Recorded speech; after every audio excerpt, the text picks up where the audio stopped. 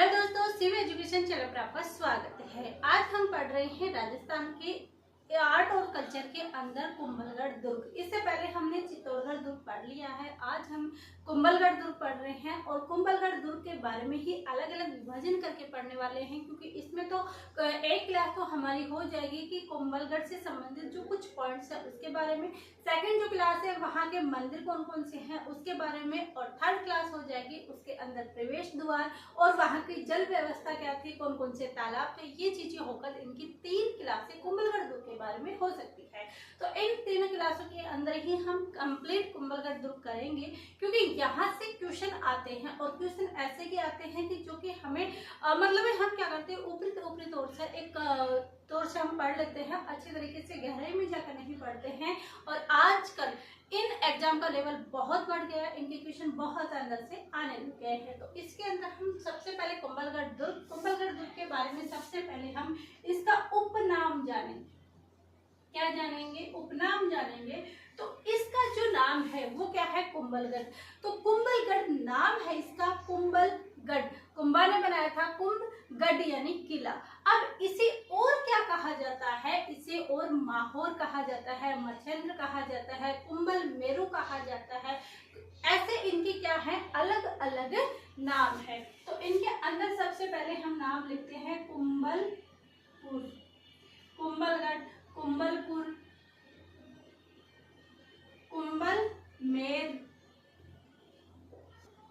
मत्स्येंद्र, एक हो जाएगा माहौर।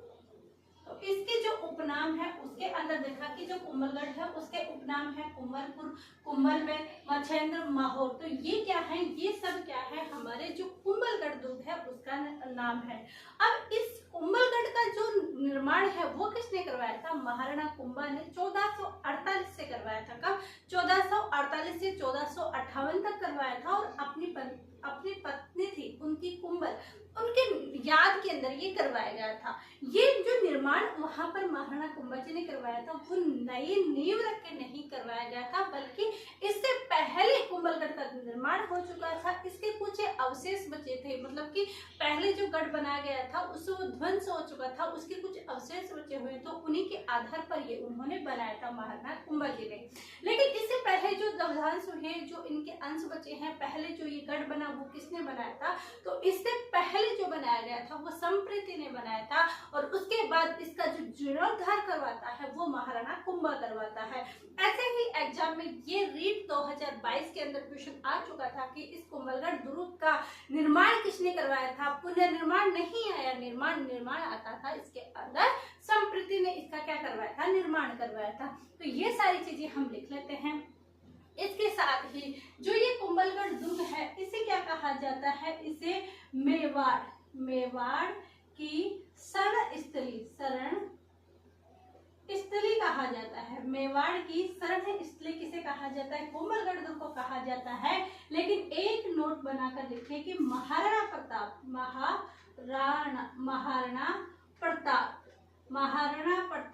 की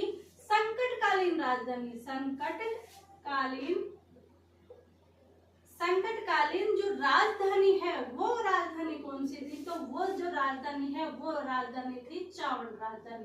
तो यदि क्वेश्चन ये आता है कि महाराणा प्रताप की संकटकालीन राजधानी कौन सी थी, तो महाराणा प्रताप की जो संकटकालीन राजधानी थी वो चावड़ थी। लेकिन मेवाड़ की शरण स्थली और मेवाड़ की संकटकालीन राजधानी कौन सी थी? तो वो आ जाएगी कुंभलगढ़ दुर्ग। ध्यान रखना, महाराणा प्रताप आए तो हमें चावड़ करनी है, और यदि यहाँ पर महाराणा प्रताप जी का नाम नहीं दे, कुंभलगढ़ दुर्ग दे रखा है, तो हमें क्या करना है? कुंभलगढ़ दुर्ग को मेवाड़ की क्या कहना है? शरण स्थली कहा जाएगा।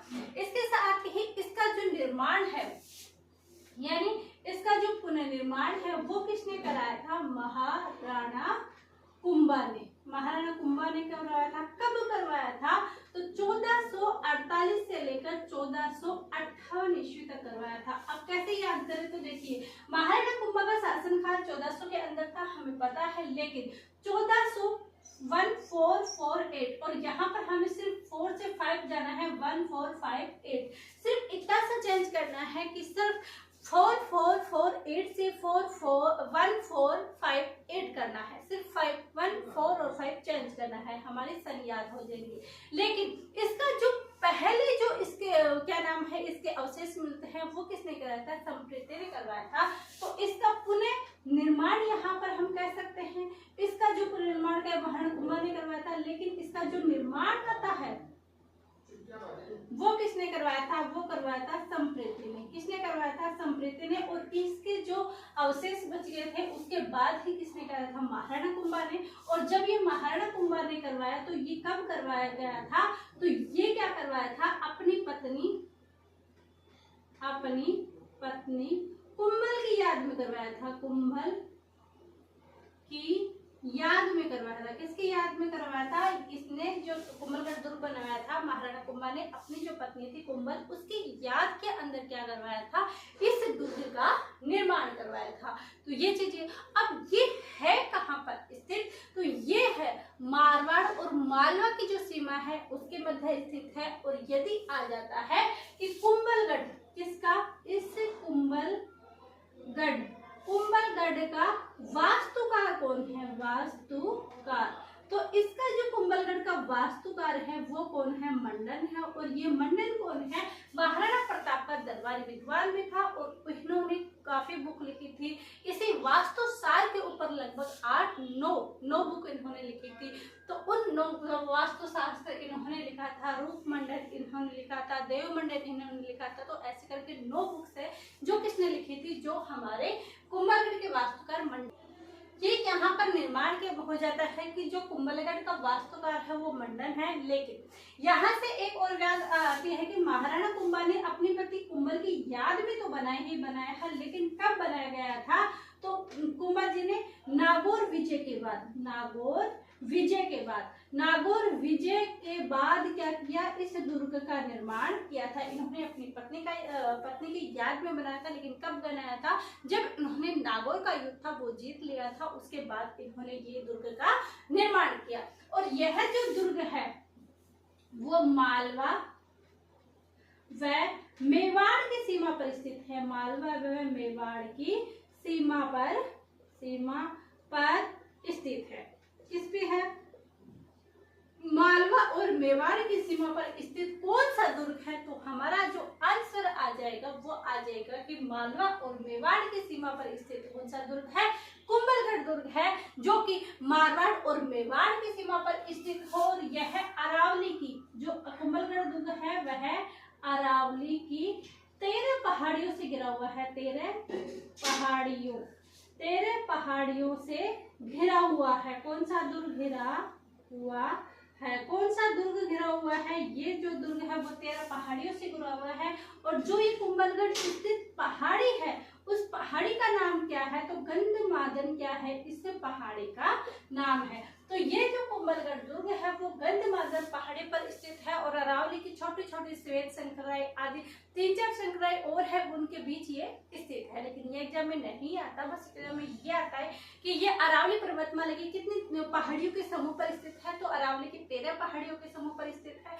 साथ ही क्वेश्चन ये भी आ सकता है कि अरावली की कौन सी पहाड़ी पर नाम क्या है? तो गंधमादन जो इस पर्वतमाला का नाम है वो गंधमादन पर्वत है, जिसके ऊपर हमारा कुंभलगढ़ दुर्ग स्थित है। वो नागौर विजय के बाद अपनी पत्नी कुंभल की याद में कुंभा द्वारा निर्मित किया गया 1448 से 1458 के बीच में। इस प्रकार आपको याद होना चाहिए। तो अरावली की 13 पहाड़ियों के बीच ग्रोह है पहाड़ी गंधमादन है। इसके बीच ही आते हैं कि इसकी जब दीवार की बात करते हैं तो ये विश्व की सबसे चौड़ी दीवार है। यदि इसकी दीवार की बात करें तो भारत की सबसे बड़ी दीवार है। और कितनी है? 36 किलोमीटर। भारत की सबसे बड़ी दीवार है और ये कितनी है? ये है 36 किलोमीटर लंबी है। कितने किलोमीटर लंबी है? 36 किलोमीटर लंबी है, जो कि है सबसे लंबी और सबसे बड़ी है। वो कौन सी है? ये दीवार है। कितनी है? 36 किलोमीटर है। और यदि इसकी चौड़ाई की बात करें तो इसकी चौड़ाई इतनी है कि यहाँ पर 8 घुड़सवार आसानी से जा सकते हैं।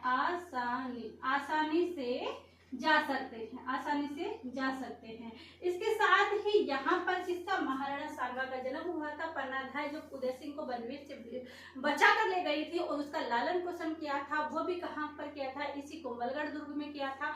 उन्होंने जो इसी युद्ध की योजना बनाई थी, हल्दीघाटी के युद्ध की, वो भी योजना इसी कुंभलगढ़ दुर्ग के अंदर बनी थी। और इसके बाद महाराणा प्रताप का जब गोगुंदा का जब वहां पर राज्याभिषेक हो चुका था, तो राज्याभिषेक के बाद जब मेवाड़ पर शासन किया तो भी इसी कुंभलगढ़ दुर्ग के से किया था। और वहां महाराणा प्रताप जी का गोगुंदा के अंदर जब राज्याभिषेक हो चुका था, उसके बाद उन्होंने यहाँ पर आए थे। उदय सिंह का भी जो राज्याभिषेक हुआ था वो इसी कुंभलगढ़ दुर्ग के अंदर हुआ था। तो ये कुछ हिस्ट्री के फैक्ट थे, यहाँ पर ये चीजें होती है कंप्लीट। अब राजस्थान के दुर्ग के बारे में, उनकी जल व्यवस्था वहां पर कैसी थी, कुंभलगढ़ दुर्ग के बारे के अंदर, और वहां के जो गेट हैं वो कौन कौन से हैं, इन ये क्लास से लेकर हम लेके आएंगे कल की क्लास में। आई होप ये छोटी छोटी क्लासें आपको पसंद आ गई होंगे। पसंद आते तो लाइक कीजिएगा, अधिक से अधिक शेयर कीजिएगा, और अभी तक आपने सब्सक्राइब नहीं किया तो अभी सब्सक्राइब कर दीजिएगा। आप सभी का धन्यवाद। Thank you.